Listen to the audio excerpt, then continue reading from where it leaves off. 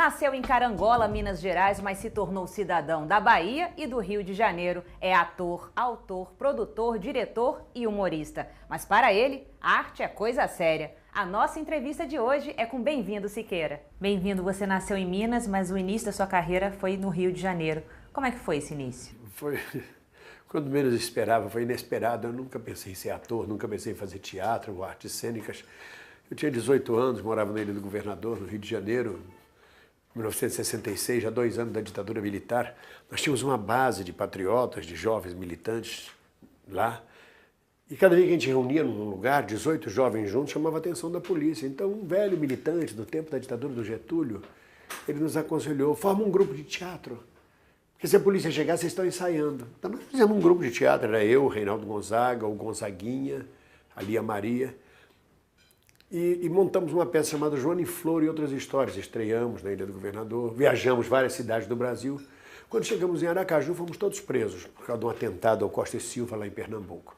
Passamos 3 dias presos lá, o grupo dissolveu. Em 68 eu fiz outra peça com Gonzaguinha, aqui no Rio.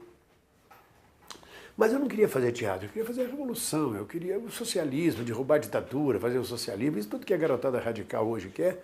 Todo jovem tem sangue quente, era o que eu queria. Em 1970, tendo optado pela luta armada em 68, em 1970 nós estávamos profundamente derrotados. E eu tive que fugir do Rio de Janeiro.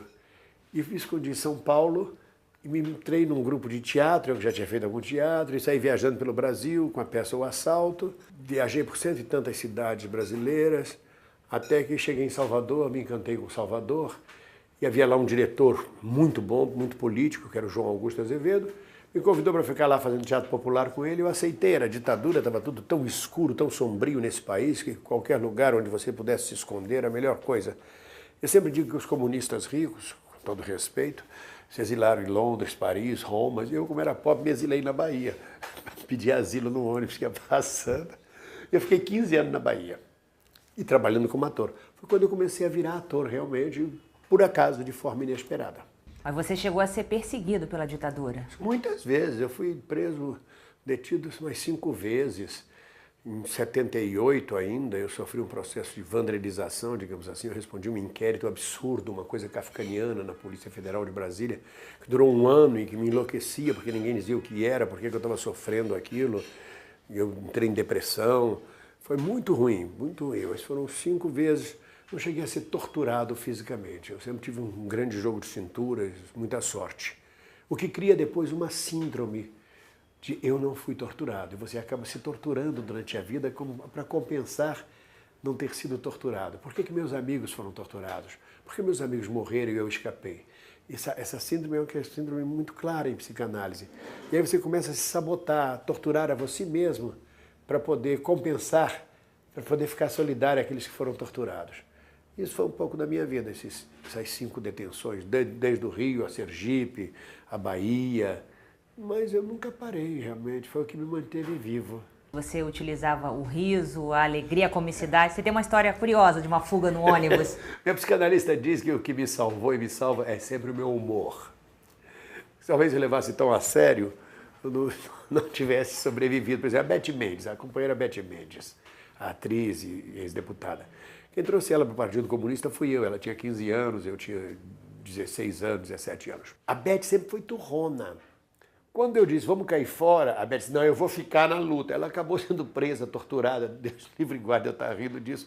E eu consegui escapar, porque o meu humor me salvava. E ela não tinha esse humor, vamos dizer assim. É uma grande companheira, uma mulher heróica. Por exemplo, eu tinha muito humor. Uma vez, eu saindo de um aparelho, 11 horas da noite, depois de uma reunião, eu estava sendo seguido por um agente do CENIMAR, do Centro de Informações da Marinha, que era um dos mais virulentos persecutórios da repressão do Brasil. E eu caminhando na rua deserta e vendo que o agente estava me seguindo. A gente identificava bem o tipo, né? Cabelo escovinha, militar, o andar, o tipo. Aí eu parei no ponto 2 para pegar o ônibus para minha casa, ele parou também, era só eu e ele no ponto. Quando veio o ônibus, eu fiz sinal, o ônibus parou, eu entrei, ele entrou atrás de mim. Quando chegou no 3º degrau, eu falei, não é esse ônibus não, com licença. Eu desci, ele não podia descer, porque se ele descesse, ele se desmascarava. Aí ele seguiu. Naquele tempo os ônibus eram abertos, atrás tinha vidro. Ele seguiu me olhando, eu fiz assim para ele dar adeuzinho. Ele não podia mais descer. ele não podia mais se deixar descoberto, deixou de me seguir porque ele ficou descoberto, né? E eu safei dessa. Teve outra vez na Cinelândia, o centro do Rio era a Cinelândia. Nós tínhamos feito uma passeata, a barra estava pesadíssima, a ditadura. Eu estava sendo seguido por um outro agente também, percebendo que era sempre os mesmos tipos. Aí eu comecei a desmunhecar da pinta, parava nas esquinas. O cara falava, esse cara não, esse cara é boiola. Naquele tempo, né, não havia essa liberdade da orientação sexual de hoje, então tinha um preconceito muito grande. Esse cara não tem nada a ver com política, não, imagina. Você falou que o exílio não te levou para fora do país, mas o teatro te levou. Como é que foi essa experiência internacional e trabalhar com o Eugênio Barba? Nós tínhamos uma proposta na Bahia que era de ser puro idealismo, todas as utopias. Eu estou na idade do poesia do Drummond, teus ombros suportam o mundo, sabe? É o momento que você diz adeus às ilusões. A gente acreditava que a gente podia trabalhar descentralizando a arte no Brasil. A gente se recusava a representar no Rio e São Paulo. A gente achava que tinha que descentralizar. É a mesma luta que hoje se trava em todo o Brasil por mais verbas para a Bahia, para o Ceará, para o Rio Grande do Sul, porque tudo fica no eixo Rio e São Paulo. É natural, assim é o sistema. Então a gente se recusava a representar no Rio e São Paulo. E nessa brincadeira de recusar representar no Rio e São Paulo, a gente se apresentava em Londres, Paris, Roma, em festivais internacionais, no Panamá, na Venezuela, e não se apresentava no Rio e São Paulo. É uma coisa esdrúxula. Nós fomos para uma das excursões, nós fomos com um grupo de teatro, fomos para Roma. E em Roma eu conheci o Eugênio Barba e o grupo dele, o Odin Theatre da Dinamarca, e fizemos muita amizade, havia muita coisa em comum entre o nosso grupo. Embora nós trabalhássemos com cultura popular nordestina, e ele trabalhava mais com corpo, com mímica, pantomima, com Grotowski, com teatro pobre, com a linguagem europeia. Ele tinha muito interesse em pesquisar capoeira, ritmos brasileiros, máscaras faciais brasileiras, gestos. E a gente passou a fazer um intercâmbio.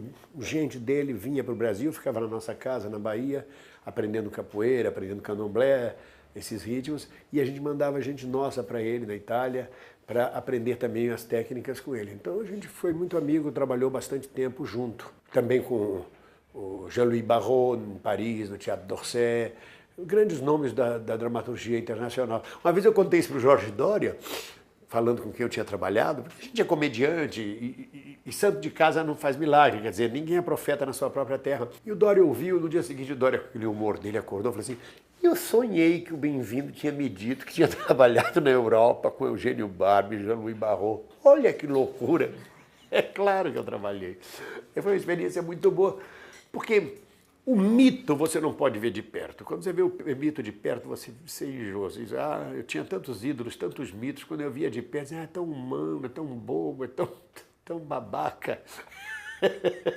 Então, o Eugênio Barba, a gente acabou ficando íntimo, mas é um gênio, realmente, é um grande teatrólogo. E anos depois ele acabou incorporando um ator baiano na companhia dele, né? Exatamente. Agora, Bem-vindo, a política te levou para a arte. Agora, o que você acha? O ator é um ser político? Deve ser? Deve ser, o ator é um ser político.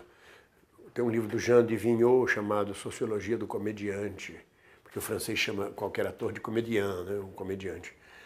Não há como deixar de participar da sua sociedade. Eu, no outro dia, respondi a um pecuarista que dizia para mim que gostava de mim sem eu me meter em política. Eu disse a ele, a sua função é criar gado. A minha função é transformar gado em gente. Porque se deixar, eles querem todo mundo como gado. A função do artista é dar consciência ao gado.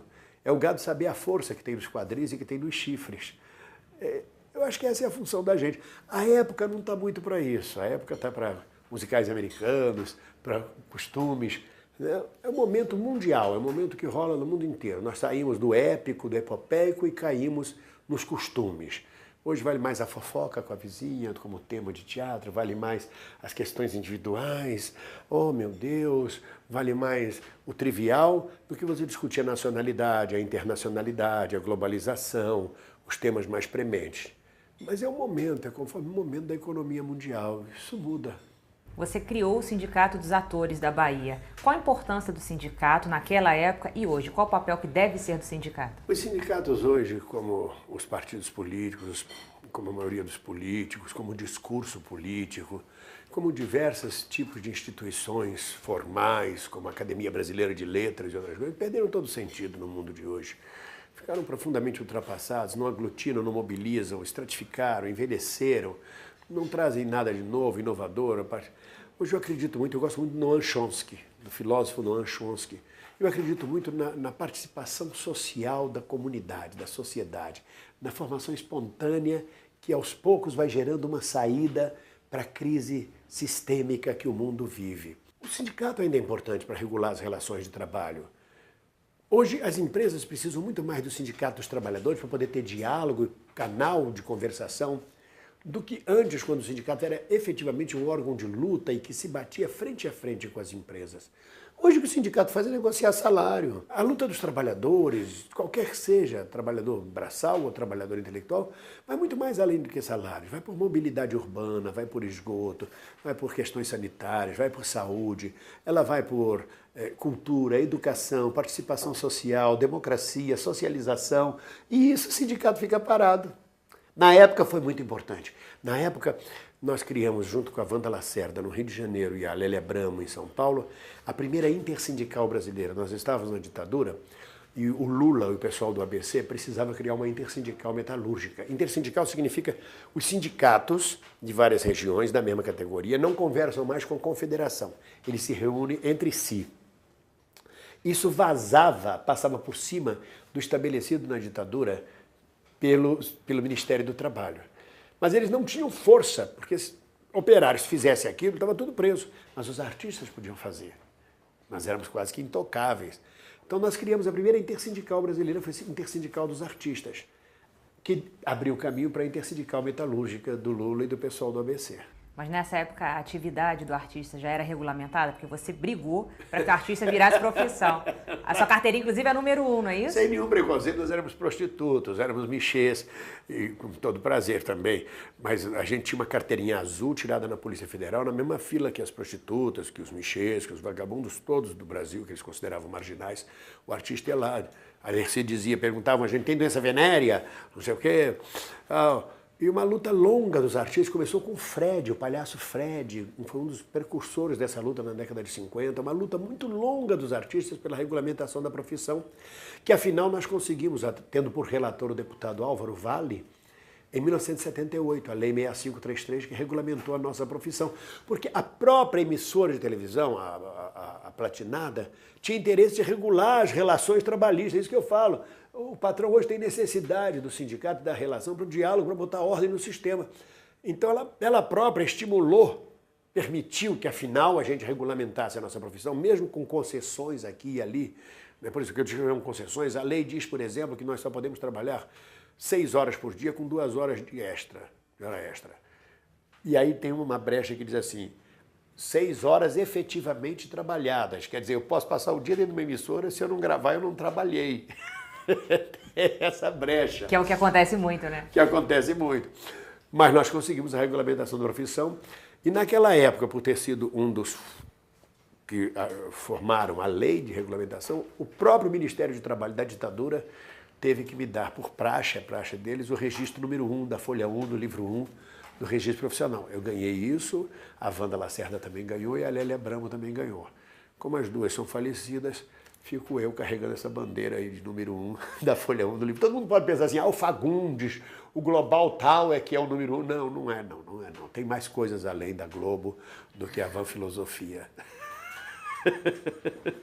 Agora na Bahia você também formalizou o teatro de rua, que era uma expressão que acontecia espontaneamente, mas ainda não tinha essa formalização. Por que formalizar essa? Nem acontecia espontaneamente. O teatro de rua, eu sou o criador do moderno teatro de rua no Brasil. Me permite a vaidade de dizer isso, mas eu fui ao Festival Internacional de Caracas, de teatro oficial, elisabetano, com palco. Paralelo acontecia um Festival Internacional de Teatro de Rua e eu fui assistir e fiquei encantado porque era um teatro político. Eu conversei com um colega do Equador, um tal de Jorge, ele fazia um espetáculo sozinho no meio da rua. Falei, pena que no Brasil a gente não possa fazer isso, a gente não tenha, até porque a ditadura não deixa a gente se apresentar na rua. Era uma burocracia muito grande fazer um espetáculo, tinha que levar na censura, tinha que ter censura livre, tinha que dizer que texto que era.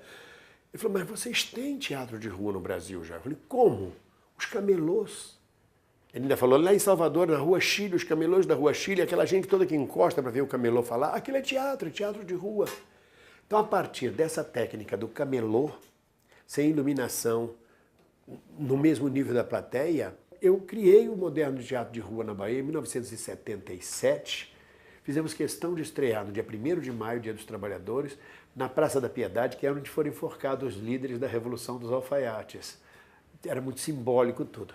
Fiquei 2 a 3 anos com esse grupo, foi muito legal, sem nenhuma ajuda do governo, não queríamos ajuda do governo. E hoje o Amir Haddad e outros grupos já levam isso à frente, o pessoal do Sergipe e tudo mais.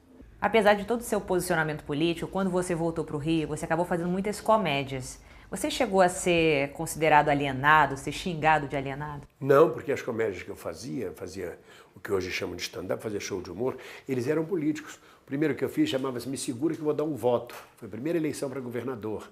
O segundo foi o dia que o Brasil tomou Doril, em que eu falava de que a dor tinha passado, embora momentaneamente, a dor da ditadura. O terceiro foi Oxente, gente, bem-vindo para presidente. Foi a campanha das diretas e eu para presidente.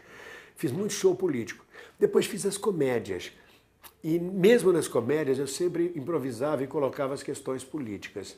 Não, nunca fui chamado de alienado, não. Você acha que o humor é uma arma? O humor é destruidor. O Jaguar disse de mim que eu era uma metralhadora giratória disparando em cima do regime. Outros diziam que eu tinha um humor anárquico, demolidor. Você veja o Ziraldo. Em 1970, o governo Médici fez uma campanha, gastou milhões dizendo Brasil ame o Odeixo. Aí o Ziraldo vem com uma frase e diz, o último a sair apaga a luz do aeroporto. Acabou! O humor dele, ele acabou com a campanha milionária do governo com uma única frase. A gente desmoralizava, né? Eu me lembro que o Costa e Silva ia inaugurar um navio, tinha que bater a champanhe no navio e diziam para ele assim, general, bate no casco, bate no casco. E ele batia champanhe no pé. Isso desmoralizava. O humor é uma coisa horrorosa, porque ele destrói o que é rígido, ele destrói o estabelecido. Ele quebra preconceitos, ele quebra gelos, ele aproxima, ele humaniza e, ao mesmo tempo, ele ridiculariza. Não tem solução. O humor é fantástico. O humor é uma coisa, uma arma. Como disse meu psicanalista, o que me salvou na vida sempre foi o humor. E o que você acha da nova cena teatral e essa quantidade de stand-ups que estão aparecendo? É tudo muito estranho, né? Muito novo ainda para a gente ter um distanciamento crítico tão grande, né? Mas... você fez 2 perguntas numa só. A nova cena teatral, eu digo que está dominada. Eu uso uma linguagem do tráfico para dizer que está dominada. É o caso do Rio de Janeiro.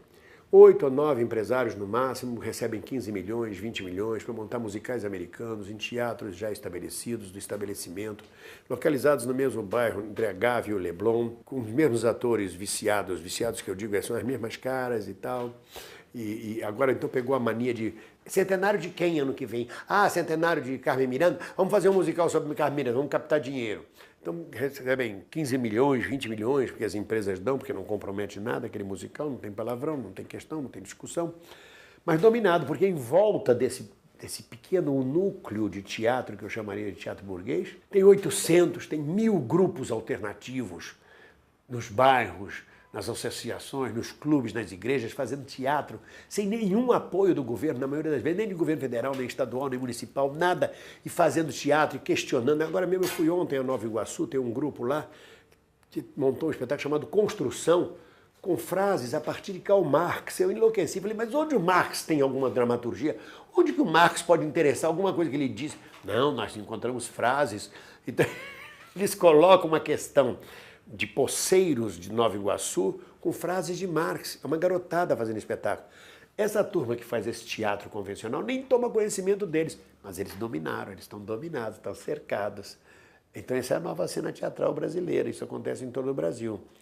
Com relação ao stand-up, toda cidade de Minas, por exemplo, para dar um pequeno exemplo mineiro, por menor que seja, ela tem 2 violeiros sempre no bar, tocando sempre música de Djavan e Milton Nascimento. E tomando cachaça, e o pessoal tomando cachaça. Isso não quer dizer que eles são Milton Nascimento nem de Djavan. Então o stand-up hoje, qualquer garoto que se acha engraçado faz stand-up. Então nós temos 10 mil stand-upeiros hoje em dia no Brasil, 20 mil, cada cidade do Brasil tem um stand-up, 3 stand-up. Vão ficar que nem os violeiros de bar de Minas, tocando, cantando, tem lá seu espaço, ganham 50 mil reais, 100 mil reais. Aí desses 10 mil surge um talento. Que maravilha, isso é uma renovação da cena, uma renovação do humor. O humor brasileiro hoje ele se renova em pleno modelo norte-americano. A tradição nossa de humor é latina, da comédia dell'arte. É o pó de arroz, é a farinha, é o clister, é a água, os dejetos, os detritos, falos. O humor americano é asséptico, é uma bobagem. O humor americano eles riem por você, eles passam naquelas minisséries sitcoms e agora é hora de rir. Do nada. Mas essa garotada, a gente vive hoje essa dominação colonial por parte norte-americana, já vivemos antes por parte dos ingleses, antes por parte dos franceses e antes por parte dos portugueses. O Brasil é isso, é antropofágico, uma mistura cultural. E hoje nós temos que aturar esse tipo de humor que eu não vejo graça nenhuma, porque eu sou velho.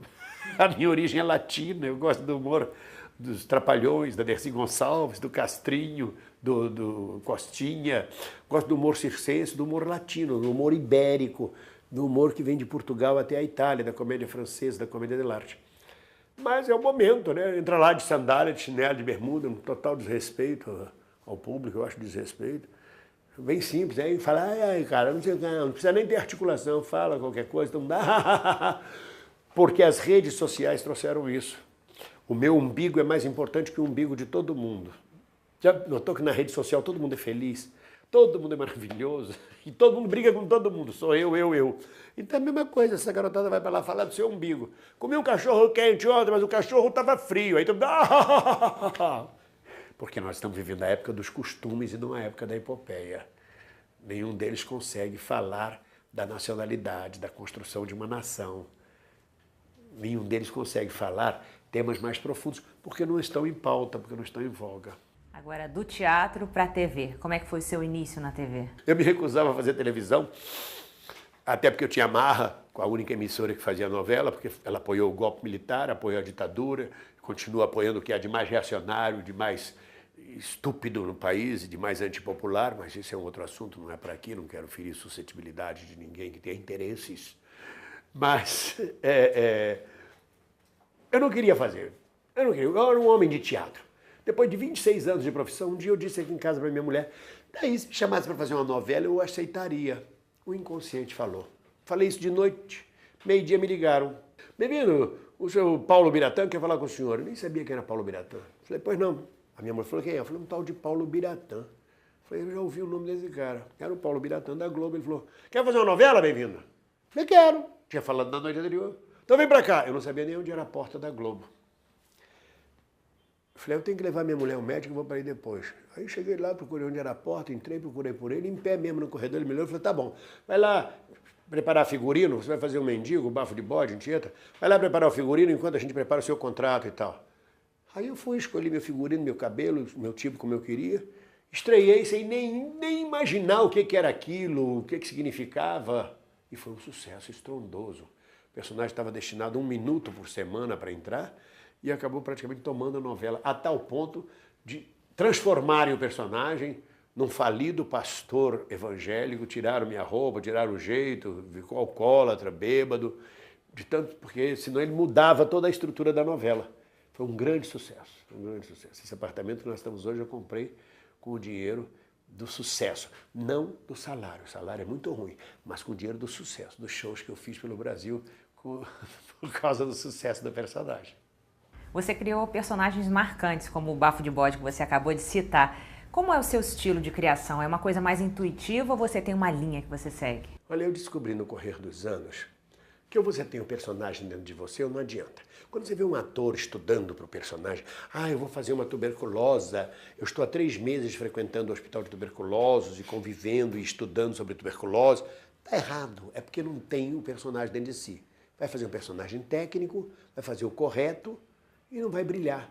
A obra de arte inspirada, que eu chamo de obra de arte inspirada, como o Bafo de Bode, como o Zé Bedeu de Mandacaru, como o Deus lhe pague, o personagem teatral de Deus lhe pague, ela entra em você, ela te traspassa, ela mediuniza você, ela já está dentro de você e ela atravessa você e vai para o mundo.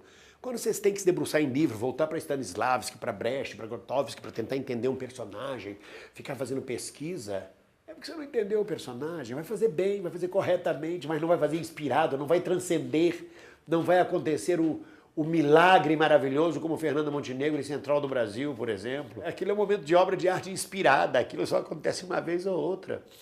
Então, minha metodologia é essa. Quando eu vejo, estou com personagem. Agora mesmo eu fiz Pecado Mortal na Record, me chamaram para fazer 20 capítulos, fazer um bicheiro árabe. Eu entrei brincando, quando eu vi, era um sucesso o personagem, todo mundo só falava que nem eu, falava árabe, brincando com todo mundo, era um sucesso, eu não precisei ficar estudando, pesquisando. O personagem já está em você, ele vem para fora. Tudo que você precisa é achar-se com ele. O resto é bobagem, o resto é teoria, esse negócio de... Você joga no chão para descobrir, pessoal, jogar no chão porcaria nenhuma, quem se joga no chão é terreiro de Exu, me deixa. E no cinema, qual foi a sua experiência mais marcante? Foi muito pouca coisa no cinema, eu venho de uma geração que pegou o fim do cinema novo, pegou a censura da ditadura, então pegou a pornochanchada, coisa que não era meu gênero de fazer.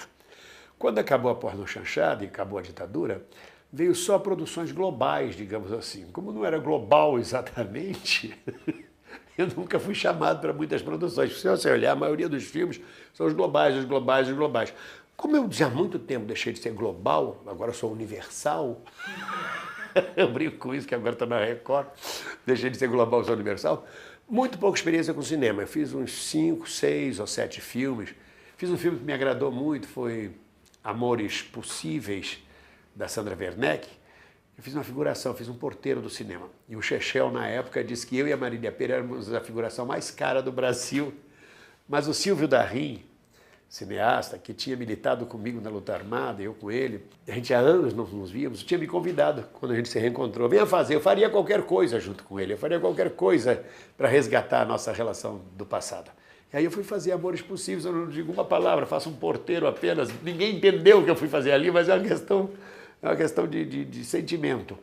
Eu fiz muitos filmes que eu digo, eu fiz filmes, mas eu fiz Canudos, Antônio Conselheiro, com direção do Guga Oliveira, que é irmão do Boni, na Bahia. Fiz Joana Angélica, que eu quase arrebentei com a barriga da pobre da Maria Fernanda, da filha da Cecília Meirelles, dando uma baionetada nela, que eu matava a Joana Angélica, não tinha técnica. Eu fiz Com o Diabo na Cama, com o Lando Busanca, uma comédia italiana. E o que você acha desse boom das comédias no cinema? Eu gostei desse cacófono aí, boom das comédias.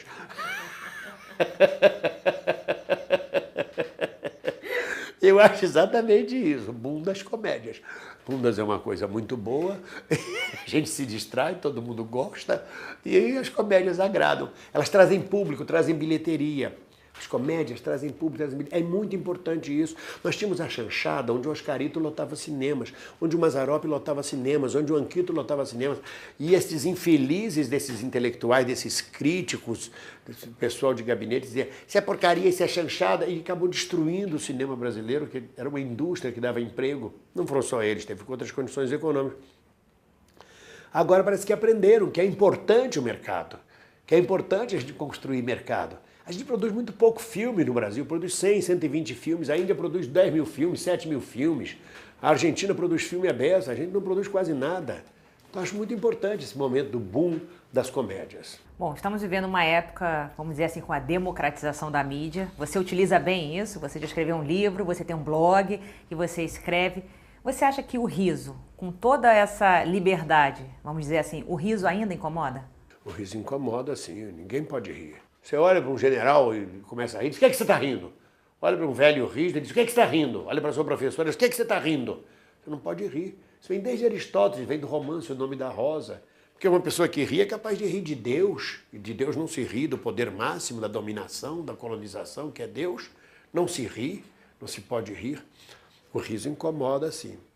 O riso, não a falta de educação e a deselegância de alguns comediantes hoje. Porque o que caracteriza o comediante, o humorista, é a elegância.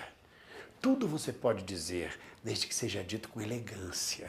A nossa base, a nossa origem é o palhaço de circo. O palhaço de circo é profundamente elegante. Ele não fere, ele não ofende, ele faz tudo. Ele solta pum, ele joga farinha, ele cai no chão, ele bate na cara do outro. Mas é uma elegância. Essa elegância é que é acadêmica. E essa garotada não sabe o que é essa academia. Eles acham que rir é jogar barata em cima da Laura Cardoso, barata viva em cima da Laura Cardoso. Eles acham que rir é passar sabão para o velho escorregar, sabe? Que rir é rir dos outros, não. é rir com os outros. E às vezes até rir de si mesmo, né? Claro, claro. O mais importante é rir de si mesmo. Porque a plateia tem que ter simpatia ou empatia. São dois sentimentos que aproximam a plateia de você. Quando você fala de você mesmo, a plateia pode olhar e ter empatia, dizer, esse cara é muito engraçado, eu também penso assim, mas ainda bem que eu não sou ele, eu não sou babaca nem otário que nem ele. Aí cria uma empatia. A outra é a simpatia, esse cara está falando exatamente o que eu passo na vida.